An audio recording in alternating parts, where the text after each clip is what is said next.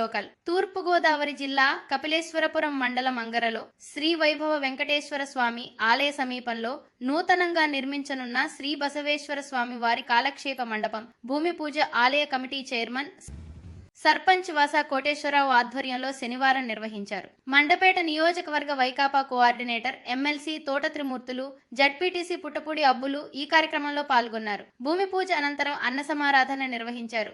ఈ కార్యక్రమంలో ఎంపీటీసీలు అడ్డాల శ్రీనివాస్, మేడిశెట్టి దుర్గారావు, వైస్ ప్రెసిడెంట్ ఎర్రా వీరన్నబాబు, తిరునాతి వెంకటేశ్వరరావు, అధిక సంఖ్యలో గ్రామస్తులు, వైకాపా నాయకులు పాల్గొన్నారు.